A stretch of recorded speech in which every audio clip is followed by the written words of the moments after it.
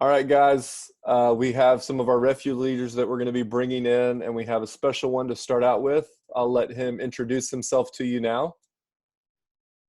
Hey, I'm Jared. I am one of the high school leaders. I serve with Judd, and we just do 9th through 12th grade small groups. Um, I'm an SFA grad. I graduated back in May. In November, I got married, and I work at Commercial Bank as a credit analyst. So tell me how long you've been helping Refuge. Yeah, I've been helping Refuge for I think about 4 years now. It was my sophomore year of college. So yeah, I think this is going on my fourth year. How has it been? Um, it's been awesome. I think being a leader through the split was really impactful just on my own walk. Just to see how the church can be faithful and serving through all sorts of just changes. I got to be your intern for 2 years. Was that And so was that that the best job you've ever had, or just the greatest job you've ever had? Yes. Uh, Nice, nice. yeah, so an intern for 2 years under you. Uh, that was so much fun. Just learning how, uh, planning and organizing ministry works, to have a greater appreciation of just not just youth, but I think the entire ministry staff of just all the behind the scenes work that they do, and just how much they love and pray for um, the people in their ministry was just, I guess, really enlightening. And so it was just a great season to be an intern and a leader for Refuge.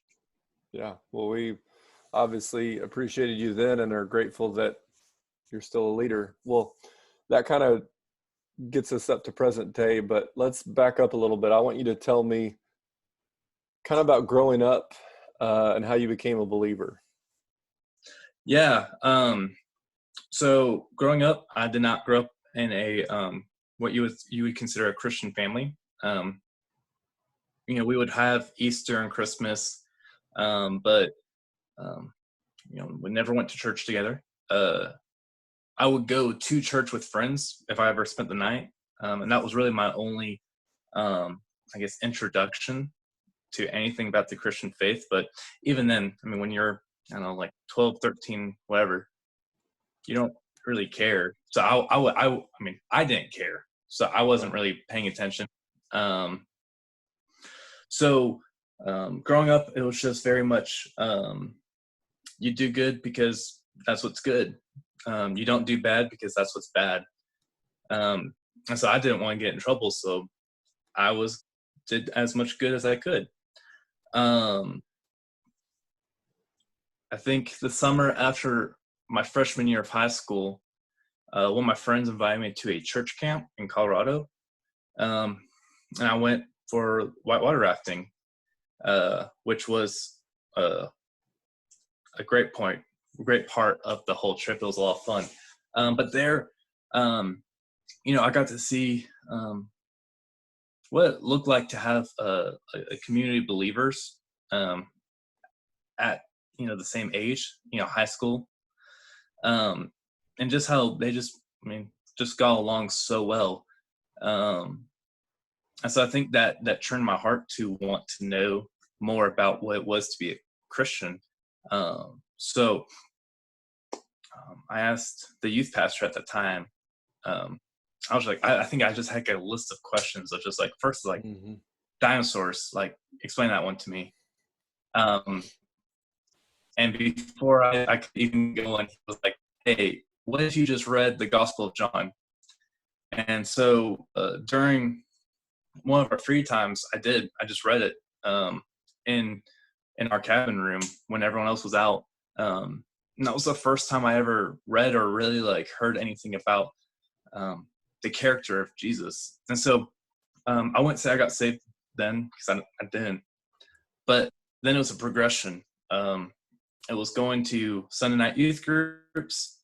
It was hanging out with those guys whenever we could. It was summer camps. I got baptized my sophomore year of high school. And I guess this is where it gets fuzzy for me, but just shows the Lord's just grace and just how he continues to grow us, because I got baptized, but if you had asked me to share the gospel, I couldn't tell you what it was. I couldn't share anything. I didn't know anything about it. I just knew I wanted to believe in Jesus. So then through high school, it was a progression of going to church on Sunday and then trying to find life apart from Christ Monday through Saturday. And I was very much trying to walk, I guess, two separate paths at once. I was trying to just find satisfaction. So then that was just kind of my progression through high school. I get to college, and I go to SFA in Nacogdoches here. If you guys didn't know where SFA was. This has been very informative. Yeah, that's what I'm here for, really. Molding minds. Yep, doing it. And so I go to Grace, get plugged in kind of, as in just I go to small group, I go to church, still couldn't share the gospel. Then the split happens. And I think just like everyone else during that time was just very confused with everything, especially as like a sophomore in college who was like foot like half in. It like was a shock to me of just why everything was happening the way it was. So then I think that was such a gift for me, because it was the Lord drawing me near to him. And so I started meeting with people, roaming a good bit.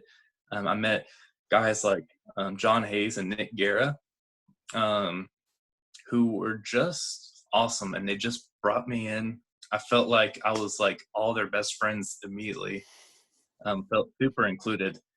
Colton Hart too. I can't forget that guy. And so it was just so fruitful to be a part of a community of believers that like we're seeking truth and like we're wanting to live and abide in that. Then I work Pine Cove, and I mean, you worked at Pine Cove. Everything we do is, how do we like, where's the gospel in this? Where's the gospel in a water slide? Where's the gospel in where you can eat lunch with kids, or in every activity class and everything we do? How can we share the gospel? How can we share the gospel when parents come to pick up their kids? And so I think that mindset of just being like, everything we do is for the gospel was like, oh, I now know what the gospel is. I can finally articulate it. And even then it wasn't 100%. It wasn't great. But it was every day for an entire 3 months of summer. And man, it was the most growing time, I guess, fruitful time for me as a believer. Just because as I was sharing the gospel with, first graders who were losing their socks and underwear, and you're like, you only had one pair. How did you do that? As we were doing that, I myself was learning the gospel. Myself was like finally like grasping the truth of Scripture, at the same time as these first graders were hearing it as well. And so it was just awesome.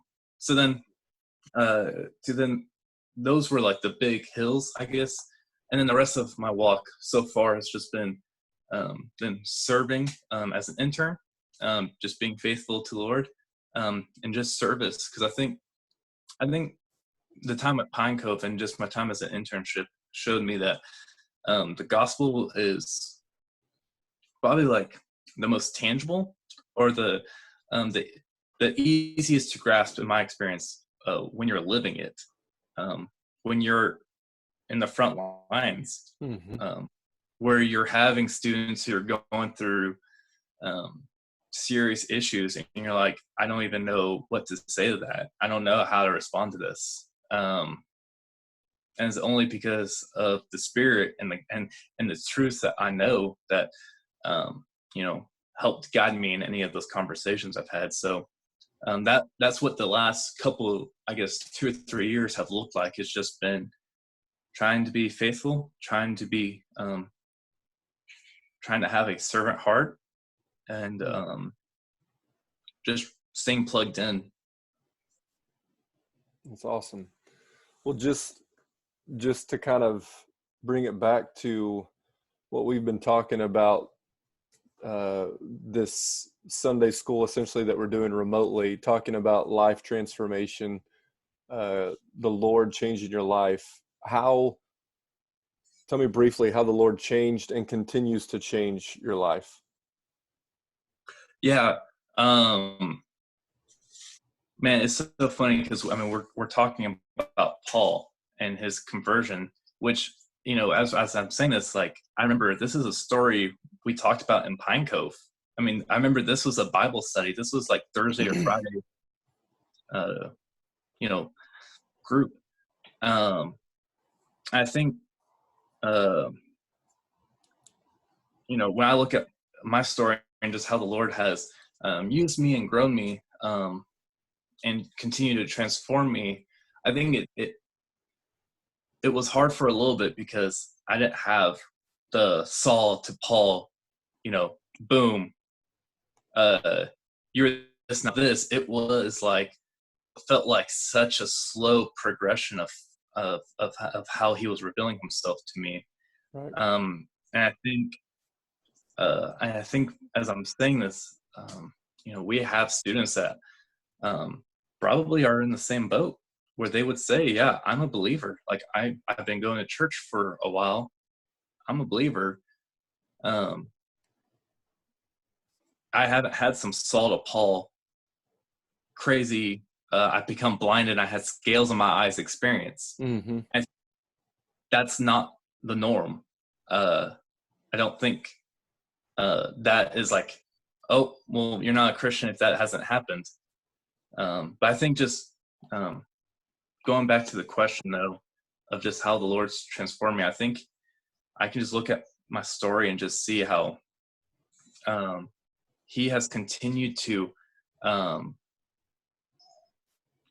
just show me truth about himself, as my life um, kind of moves forward, I guess. Like, if we talk about going to college, if we talk about the split, going to Pine Cove, being an intern, it was that he revealed exactly what I needed at that exact point, and nothing more, nothing less. Um, I don't know if that answered the question. Yeah, no, I think it's easy to compare not having an experience like Saul's as diminishing your conversion. But the good thing about it is, for a Saul to a Paul, like, the Lord even there wasn't done with him. Paul couldn't help but say, this is what happened. How could I not go to the nations and tell these people? And so I think for our students to get to hear from you about, man, I didn't have this on the Damascus Road experience, but the Lord's continued to reveal more and more about himself to me, until all of a sudden I find myself, how could I not do these things in the same way that Paul did? But man, Jarrod, we're grateful for you just as a leader, and as a guy at Grace, and that you'd take some time in this kind of craziness right now to just sit down with us. We appreciate it. Thanks. All right. Have a good one. See you, Bobby. See you, man.